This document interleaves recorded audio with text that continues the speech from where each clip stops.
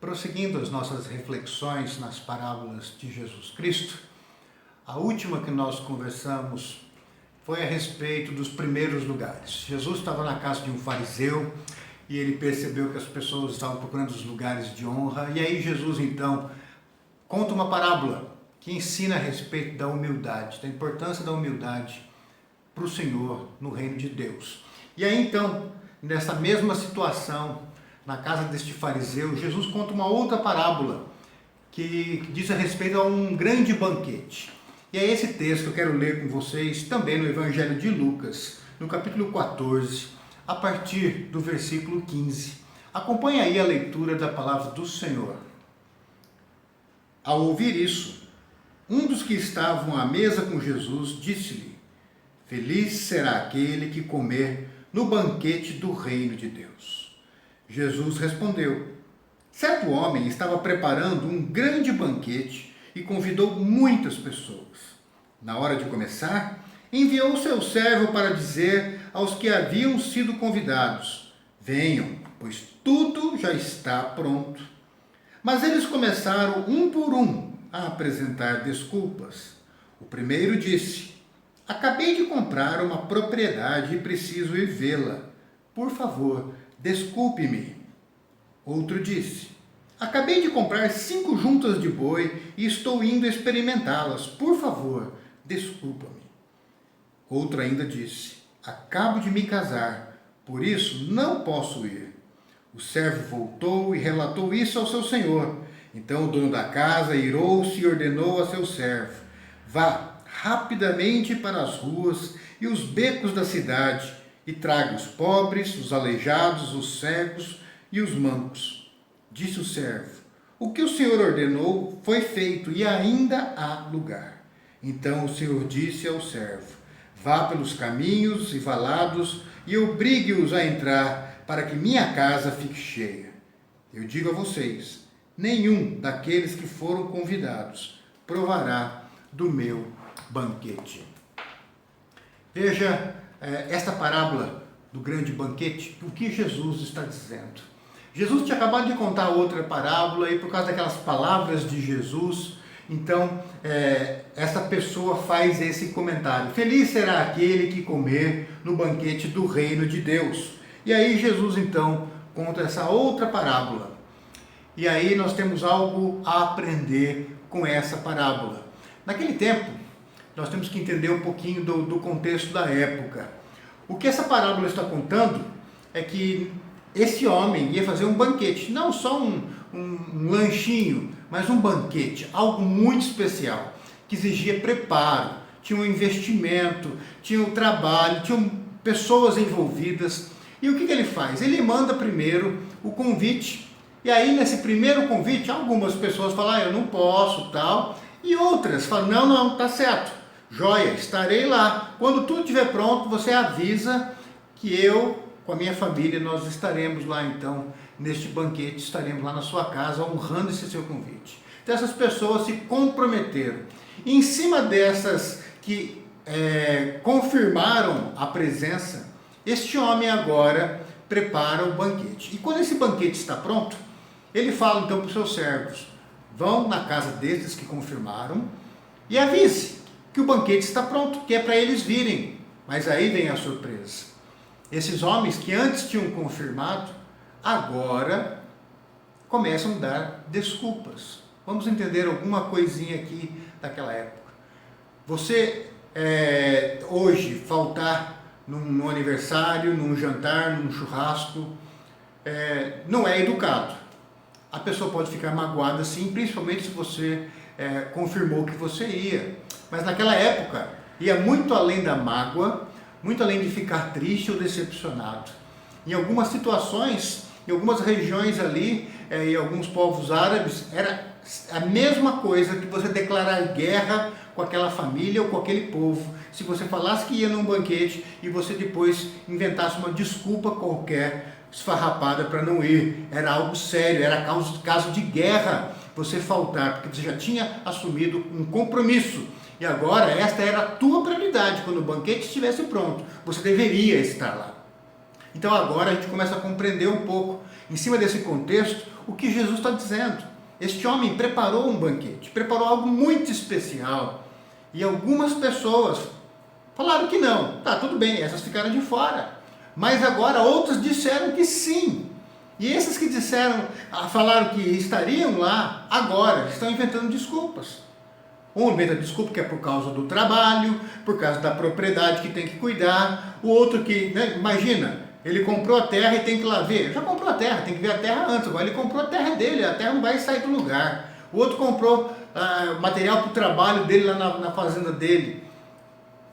Ele também não tem que ir lá ver como funciona, não tem que ser naquele horário, daquele banquete, mas foi uma desculpa furada. O outro, não, eu já tenho a minha festa, a festa do meu casamento, então eu não vou poder ir. Ah, pastor, mas aí é justificável.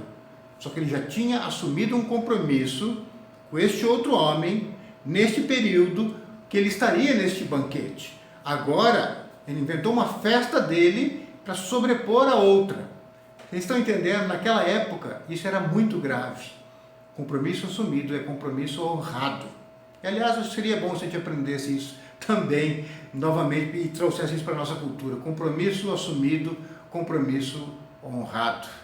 Tá certo? Então, esses homens fizeram isso. E quando a gente começa a olhar para essa parábola dessa forma, a gente começa a entender algumas coisas.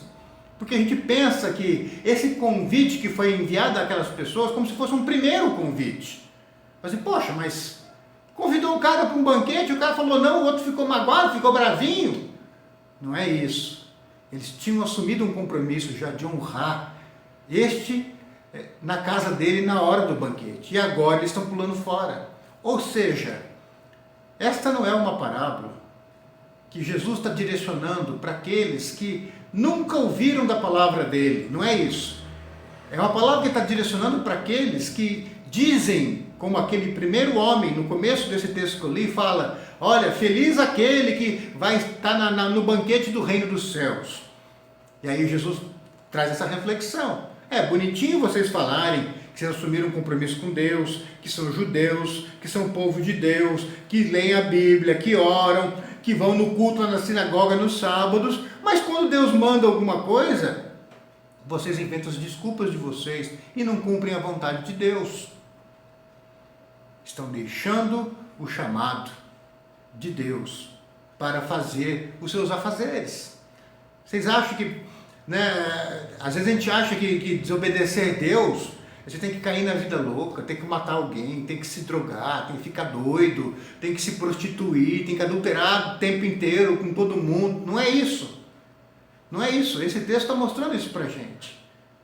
Basta nós darmos desculpas para Deus. É como você agora fala, não, eu sou crente, tal dia eu fui na igreja, entreguei minha vida para Jesus. Tá, mas a partir dali, como está o teu compromisso com Cristo? Ou será que você só vai até Cristo, cumpre a vontade de Cristo, quando nenhuma outra prioridade da sua vida que você coloca como prioridade está acima do teu compromisso com Cristo? O teu carro vem em primeiro lugar, o teu trabalho vem em primeiro lugar, o teu clube está em primeiro lugar, a tua piscina, o teu motoclube está em primeiro lugar. O que está em primeiro lugar? É Jesus? Ou são suas coisinhas? Estes homens, Jesus está contando isso aqui para eles. Eles se consideram judeus, povo de Deus, religiosos. E Jesus fala, pois é, mas vocês têm escutado o chamado para honrar esse Deus quando Ele chama? É algo para nós pensarmos. Que muitas vezes nós nos colocamos como aqueles judeus que estão ali na casa do fariseu. Se acham o supra-sumo da fé, os super crentes que vão na igreja, que ora, que conhece a Bíblia, que cita versículos. Só que, quando Deus fala alguma coisa, cumpre. Prega o Evangelho, lê a Bíblia, compartilha, ama a Deus sobre todas as coisas, ama o próximo como a ti mesmo, ou se ama em primeiro lugar e serve Deus e ao próximo quando não tem nada para fazer. E aqui o texto continua. O texto continua, fala que essa pessoa que organizou esse banquete ficou muito irado e falou para os servos irem chamar outros. E é interessante que esses outros são colocados como pessoas que os judeus consideravam indignas, pecadoras, imundas, rejeitados de Deus. Mas são esses que são chamados. Se você perceber, no texto fala de coxos, de enfermos, de pecadores, cobradores de impostos. E aí vai para essas pessoas que os judeus falam, não, isso daí essas pessoas foram criadas por Deus para ser carvão do inferno, destinadas ao inferno, eleitas para o inferno. E olha o que Deus está fazendo. Deus joga isso na cara deles e está trazendo diante de você hoje e de mim, para que nós vejamos que muitas vezes, quando aqueles que se acham crentes, se declaram crentes, mas não obedecem a voz de Deus, o chamado de Deus para honrá-lo, Deus vai chamar aqueles que nós não damos nada por eles. É um traficante que vai se converter, é uma prostituta que vai se converter, é um drogado que vai se converter e vai largar as drogas, é um alcoólatra que vai ser liberto disso. E sabe de uma coisa? Essas pessoas estarão lá, na casa do Pai um dia. Por quê? Mudaram suas vidas e priorizaram Jesus Cristo. Pessoas que muitas vezes a gente pode criticar, até quando estão na igreja. Veja lá essa pessoa, veja isso, veja aquilo. Mas sabe, elas realmente estavam imundas, mas quando receberam o convite, elas foram. E muitas vezes nós que nos consideramos judeus, nos consideramos crentes em Jesus, religiosos, servos de Deus, nós não ouvimos mais a voz de Deus. Damos desculpas quando Deus nos chama para a sua obra, para fazer o que tem que ser feito, para priorizá-lo e servi-lo no mundo, servindo ao nosso próximo. Então, queridos, essa parábola diz de um Deus que chama a todos, chama o religioso, mas chama aquele, muitas vezes, que é o imundo da sociedade. E quem estará lá, na presença de Cristo, um dia na casa do Pai? Aqueles que o honram. Ah, pastor, então a salvação pelas obras? Não. Porque os que honram estão provando pelas obras que a fé é autêntica. Aqueles que dizem com os lábios, mas não vivem debaixo da soberania de Cristo, que não se colocam debaixo do senhorio de Cristo, essa fé não é uma fé que salva, é uma falsa fé, é uma hipocrisia religiosa. Então, queridos, aprendamos com essa parábola, a parábola do grande banquete. Ouçamos a voz de Deus nos chamando para a obra, para cumprirmos a sua vontade. Honremos esse Deus hoje. Deixemos as coisas deste mundo em segundo lugar. As coisas materiais, seja até o trabalho, seja o que for. Ah, pastor, eu tenho que trabalhar. Não, você não falei para você deixar o trabalho. Mas não colocar isso como sendo a tua vida. A tua vida não está nisso. Priorizemos o Senhor, porque Ele nos priorizou na cruz do Calvário. Ele pagou um alto preço com a sua carne e com o seu sangue, lá na cruz do Calvário, para que nós estivéssemos no grande banquete que o Pai preparou para estarmos presentes com Ele. Que o Senhor nos abençoe e nos guarde. Amém.